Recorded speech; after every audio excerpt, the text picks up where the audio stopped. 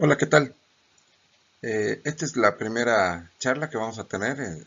Tiene el número 02 porque la primera fue la bienvenida al curso, pero esta ya es la introducción propiamente a la asignatura, es introducción a epidemiología veterinaria. Bueno, nuestra historia comienza eh, en Grecia, en la ciudad de Kos, en el año 460 antes de nuestra era, en donde nació Hipócrates. Hipócrates es considerado el padre de la medicina.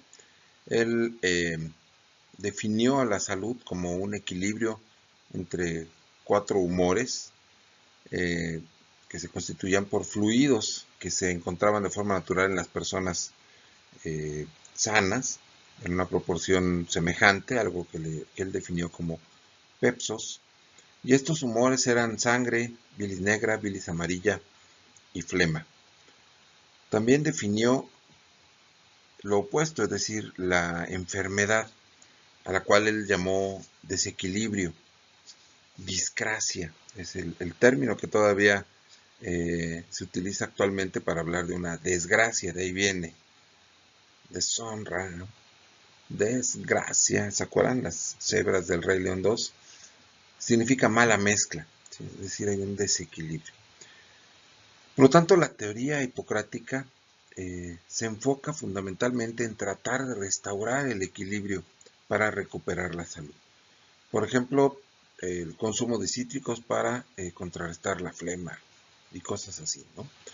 Pero a nosotros lo que más nos interesa es que Hipócrates fue el primero que empezó a clasificar las enfermedades en agudas, crónicas, endémicas o propias o naturales que existían en un lugar y epidémicas, es decir, él empieza a utilizar el término de epidemia o de enfermedad epidémica.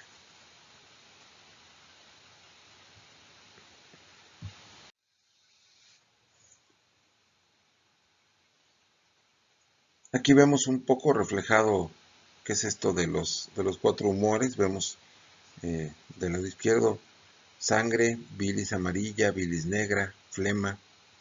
Eh, Vemos también cómo están asociados a estaciones, primavera, verano, otoño, invierno, a los cuatro elementos, aire, fuego, tierra, agua, y cómo también cada uno va directamente hacia un determinado órgano, el corazón, el hígado y la vesícula biliar, el vaso, el cerebro y el pulmón, asociados en forma lineal como los vemos.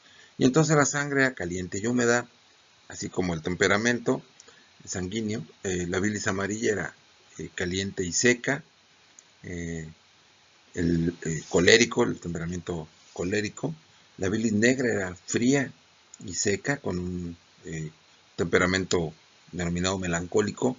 La flema era fría y húmeda y el temperamento era flemático. Y entonces se supone que tenían características como que el sanguíneo era artesano, el colérico era idealista, el melancólico guardián y el flemático racional.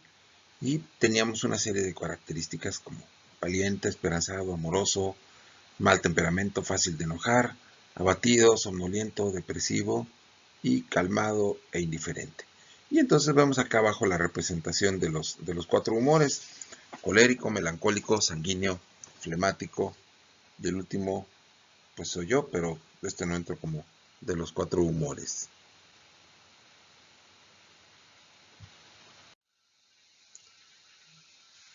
Ya en un tiempo mucho más reciente tenemos a Girolamo Fracastoro, italiano. Él nació en Verona, propiamente en Italia no era constituida todavía como ahora, como una nación, sino eran pequeños estados, naciones-estado, ¿no? Ciudades-estado, mejor dicho. Entonces él nació en Verona. Verona la recuerdan tal vez como el escenario donde ocurre esa bellísima historia de Shakespeare y Romeo y Julieta, ¿sí? Por cierto, la versión de Leonardo DiCaprio fue filmada en la Ciudad de México. Si la ven con detenimiento, van a ver las calles de la Ciudad de México. En fin, Girolamo Fracastoro vivió en Verona entre 1487 y 1573 y él escribió un texto que era conocido como, o tituló mejor dicho, como De Sympatia et Antipatia Rerum, sobre la simpatía y la antipatía de las cosas. También escribió otro que era De contagione e contagionis morbis et eorum curatione, es decir, sobre el contagio y las enfermedades contagiosas y su curación. Él nos habla ya, su curación, él nos habla ya acerca de que existen enfermedades que se pueden transmitir. Son enfermedades transmisibles. Se expone él ideas básicas sobre el contagio y sobre cómo algunas enfermedades pueden llegar de un individuo a otro.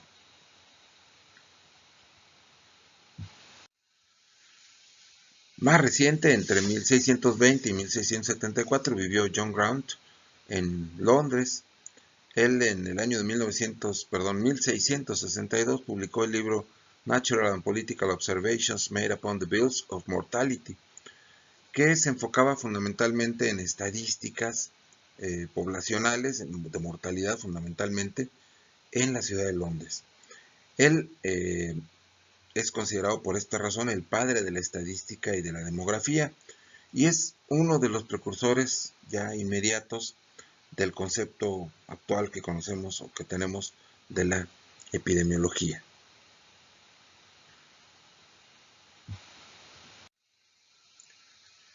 Y luego aparece un personaje, dice Jon Snow.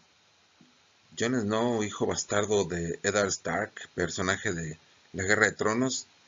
Este Jon Snow no tiene nada que ver con la epidemiología. Se los pregunto porque luego en la tarea viene quién es Jon Snow y me han llegado a contestar que hablan de este, ¿no? Este no tiene nada que ver con la epidemiología. Este Jon Snow sí, este es el que nos interesa a nosotros. Él nació en la era victoriana, a mediados del siglo XIX, en Londres también, y para su fortuna o desfortuna, le tocó enfrentar un brote de cólera. Él utilizó por primera vez algo que nadie había utilizado en medicina, que fue el uso de la estadística, ¿se acuerdan de John Grant? Y de la geografía para solucionar un problema médico y controlar una enfermedad. ¿Pero cómo lo hizo? Bueno, él cartografió algo que ahora llamamos geoposicionar. No necesitamos un GPS para esto. Él hizo actividades de geoposición utilizando un mapa, donde cartografió en un plano del sitio de Soho, donde estaban ubicados los pozos de agua. Y localizó por medio de estadísticas que aplicó mediante encuestas en la población de ese distrito, ¿cuál había sido la posible causa? Se pensaba hasta esa época que el cólera era causado por miasmas. Los miasmas son emanaciones u olores. Se pensaba que los cadáveres o las personas enfermas de cólera, por los malos olores que generaban, alguien los percibía y enfermaba, ¿sí?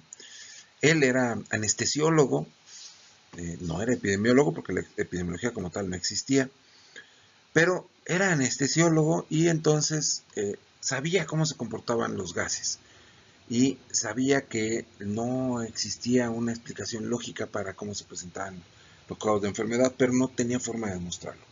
Por lo tanto, él trató de demostrar que los gases no eran los responsables de esto y él pensó que el agua pudiera ser. Y entonces empezó a preguntar, a hacer encuestas de dónde consumían agua.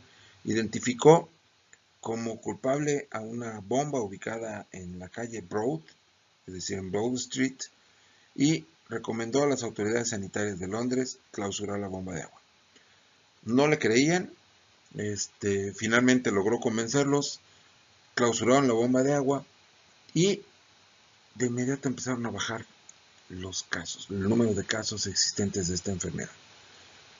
Él creó la Sociedad Epidemiológica de Londres, un grupo de médicos que creían en él, sus seguidores, y a partir de ahí ya se empezó a considerar seriamente a la epidemiología como una disciplina. Por esta razón, él es considerado el padre de la epidemiología.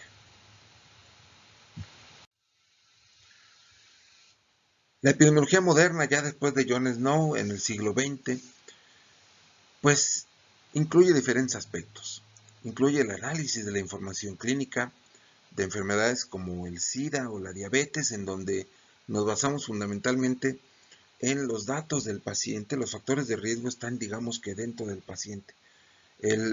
Sí, el ambiente es muy importante, por supuesto. Tiene que haber, en el caso de los diabéticos, pues, alimentos ricos en carbohidratos que pueda consumir, pero existe un factor genético predisponente, un gen que se presenta en esta enfermedad y que aparte el individuo toma decisiones respecto a los alimentos que consume. Y estas decisiones tomadas, junto con sus hábitos, su sedentarismo o no sedentarismo, pues producen esta enfermedad, que se desarrolla esta enfermedad. En el caso del SIDA, pues también es una cuestión de el consumo de drogas, sobre todo asociado a compartir jeringuillas para inyectarse cosas. Si estas no se desinfectan, si no se utiliza una jeringa nueva entre un adicto y otro, pues es una de las formas de que se transmite la enfermedad. Otra, lo sabemos a partir del contacto sexual, en cierto tipo de actividades sexuales en donde pues hay una abundante producción o generación de sangre, en fin. En otras, el ambiente o el estudio del ambiente en otras enfermedades es mucho más importante. Es el caso de la encefalopatía epidemiológica bovina. Vamos a hablar de todos estos más adelante con más detalle. Y en ese caso tuvo que ver una cuestión económica. Ya lo platicaremos a detalle, pero hubo una crisis económica a mediados de los años, a finales y mediados de finales de los años 70, que condujo a que el Reino Unido modificara los métodos de elaboración de harina de carne y hueso que se obtenía a partir de los despojos de los diferentes animales. Hubo una sobreproducción de borrego.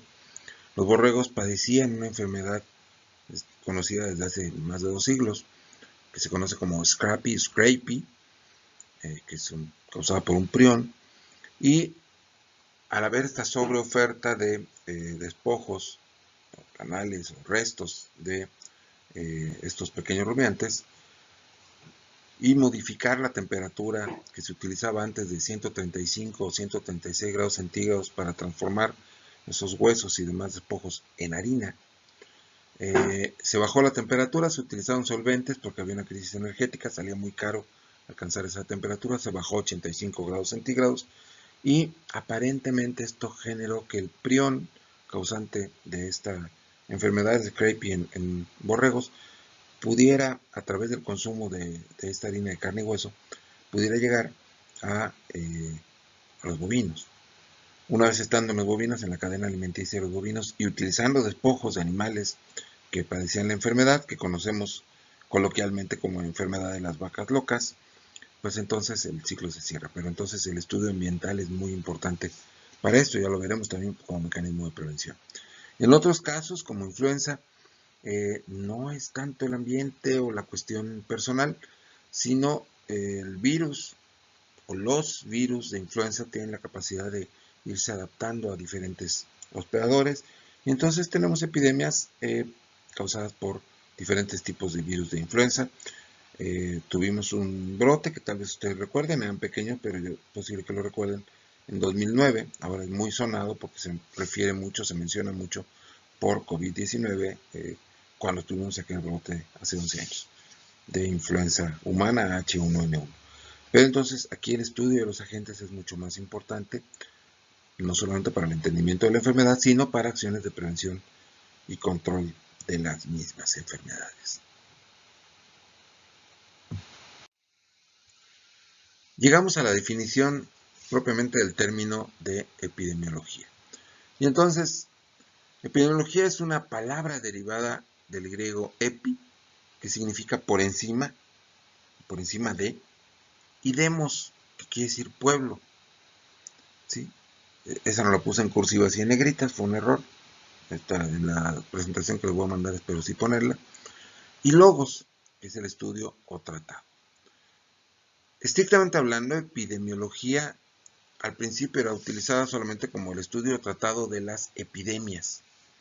Y las epidemias son la ocurrencia de eventos de salud o de enfermedad, mejor dicho, por encima de lo normal en una población. Eso es lo que significa una epidemia. Pero para hablar de epidemia necesitamos conocer qué es lo normal. Entonces, para saber que estamos ante una epidemia, necesitamos conocer cómo son las endemias, qué es lo que ocurre normalmente en la población.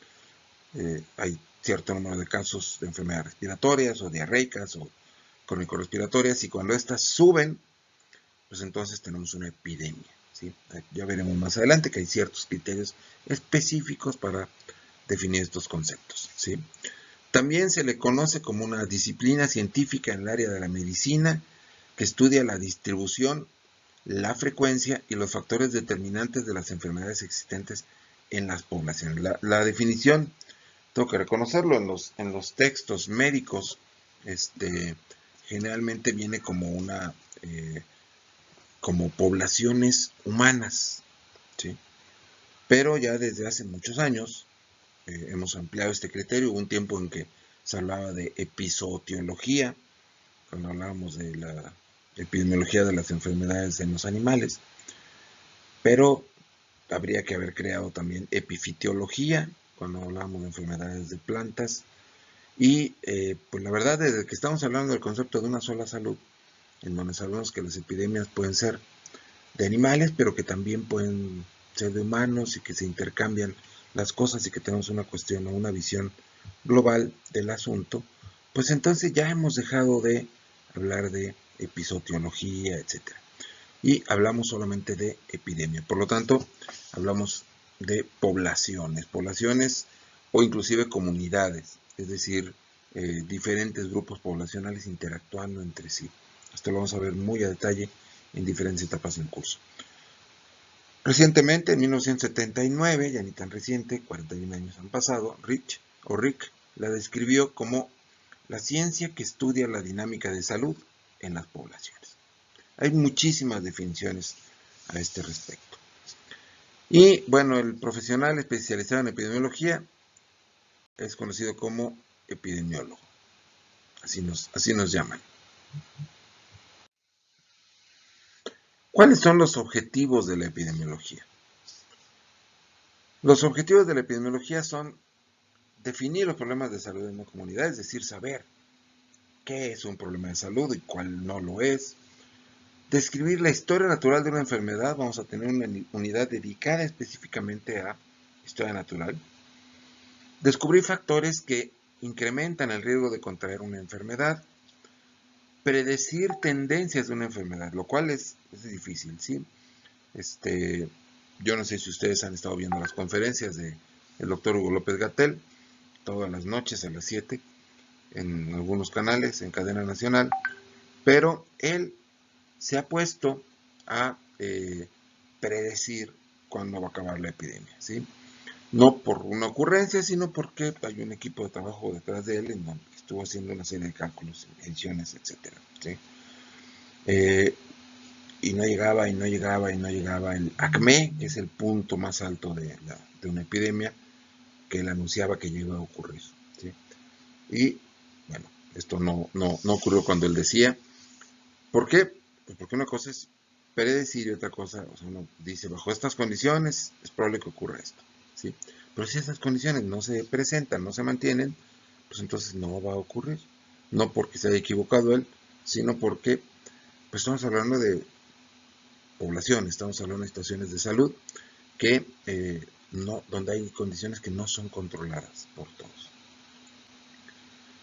Y también determinar la estrategia de intervención más adecuada para prevenir o controlar los problemas de salud, probar la eficacia de las estrategias de intervención, todos estos son objetivos que tiene la epidemiología, cuantificar el beneficio conseguido al aplicar las estrategias de intervención, es decir, sirvió un programa, sirvió que se aplicara una serie de medidas desde el punto de vista económico, desde el punto de vista de salud, etcétera, y evaluar programas de prevención, control, erradicación o vigilancia epidemiológica. Todos los programas se pueden evaluar. Son algunos de los principales objetivos que tiene la epidemiología.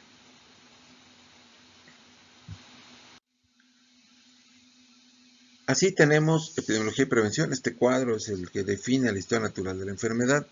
Ya lo veremos más adelante. A nosotros nos sirve para darnos cuenta, identificar con claridad que lo que está aquí arriba, todo esto, es el campo de estudio de la epidemiología, ¿sí?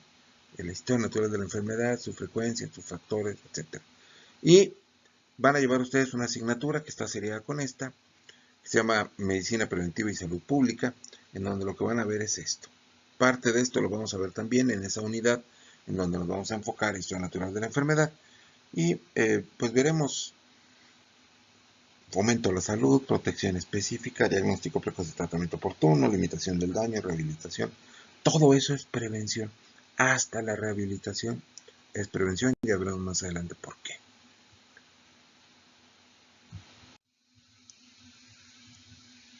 Epidemiología y práctica clínica son lo mismo, se mezclan, tienen relación. Bueno, sí. ¿Por qué? Porque la epidemiología se basa en la experiencia clínica, es decir, en lo que los clínicos nos dicen, que son los signos, los síntomas, etcétera. Y la información de todos los clínicos, nosotros la vamos juntando, la analizamos y determinamos posibles patrones de presentación, en donde vamos a tener una serie de signos o síntomas. Si hablamos de humanos, podemos hablar de síntomas que vamos a identificar asociados a una enfermedad. Por lo tanto, tomamos nosotros la información de los clínicos y la analizamos para crear un patrón epidemiológico. Y esto a su vez también es utilizado por los clínicos para tener más consolidado su diagnóstico. Es decir, ellos van a basar su diagnóstico en su experiencia clínica individual, pero también en datos objetivos o la evidencia clínica que ellos van a poder visualizar. Es decir, hacen el examen clínico, ven su experiencia y dicen yo creo que es esto, pero van a tener también información basada en evidencias, es decir, en ciertos indicadores de salud propios del individuo, pero que tienen que comparar con patrones que están estandarizados. Ok, usted tiene 200 de glucosa sanguínea. Wow, 200 es mucho o es poco. Necesitamos hacer estudios en poblaciones para saber cuáles son los valores normales y si ese dato es elevado, está normal o está bajo, ¿sí? Y esto para todos los indicadores clínicos que tenemos, ¿sí? Es decir, se tienen estos patrones, pero también tenemos que considerar desde el punto de vista clínico que no es lo mismo un individuo, aunque sean de la misma edad, que realice actividad física de costumbre, que sea un atleta, con otro que es sedentario, que quizás se dedica más a leer o a estudiar, etcétera, ¿sí? Entonces, estos parámetros, sus parámetros normales de salud van a variar. Probablemente en uno la frecuencia cardíaca y respiratoria sea mucho más elevada, su consumo energético, etcétera, es más alto, y en el otro es menor. Entonces, cada uno tiene su propio nivel de normalidad, pero todo esto lo podemos hacer cuando manejamos los números de las poblaciones. Entonces, hay una combinación entre los conocimientos clínicos y los conocimientos epidemiológicos.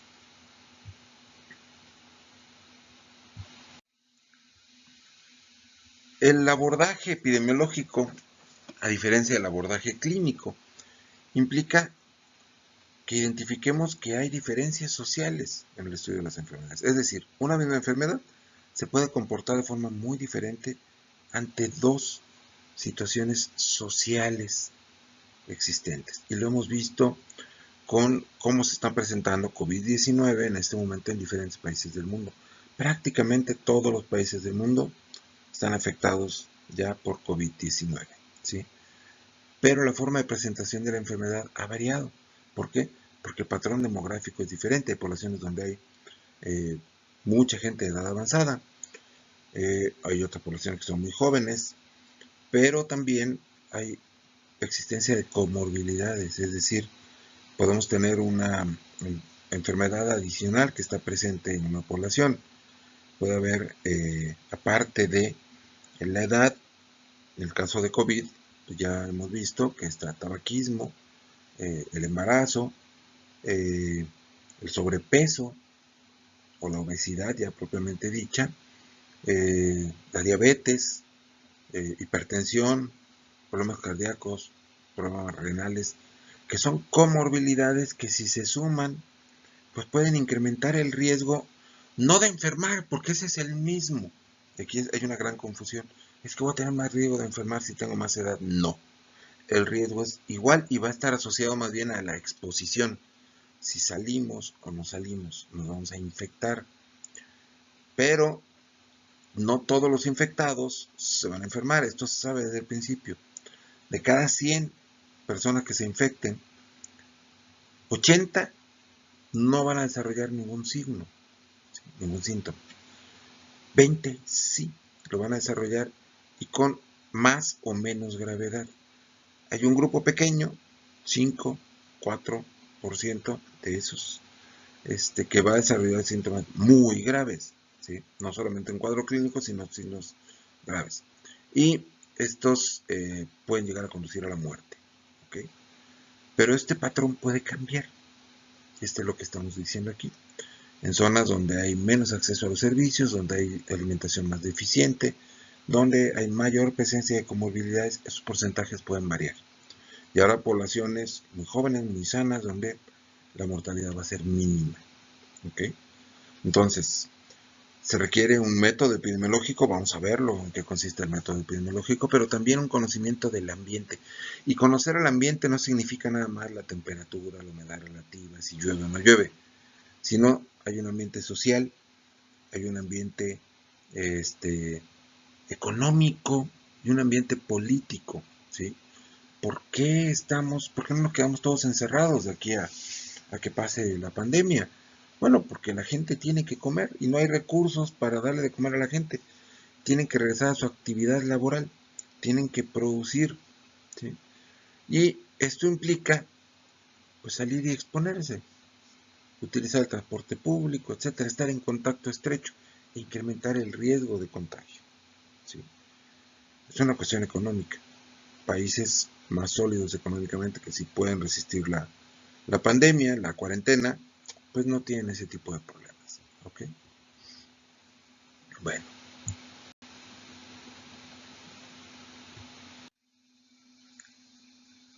Y bueno, esta es la última diapositiva, donde viene el cuestionario. Y dice el cuestionario, ¿cuáles fueron las aportaciones de Hipócrates? ¿En qué consistía la teoría de los 4 humores de Hipócrates? ¿Qué términos fueron utilizados por primera vez por Hipócrates? ¿Sí? O sea, Hipócrates mencionó o clasificó las enfermedades por primera vez ¿cómo? ¿Cuáles fueron las aportaciones de Girolamo Fracastoro? John Grant es considerado el padre de ¿qué disciplina y por qué? ¿Cuáles fueron las aportaciones de John Snow a la epidemiología? John con H. ¿Por qué se considera John Snow el padre de la epidemiología? Y por último, define el término epidemiología. Yo sé que todas las respuestas están aquí en esta presentación, que acabamos de ver, pero por favor, ojalá pudieran encontrar algo más, algún texto adicional donde pueda venir información. Eso sería muy interesante que ustedes lo pudieran complementar. Es todo. Muchas gracias. Espero que vaya funcionando la mecánica que tenemos de vernos aquí por esta vía. Y en breve les estaremos comunicando también ya pidiendo información para que se puedan dar de alta en la página de Facebook. Ya les daremos los informes. Muchas gracias. Chao.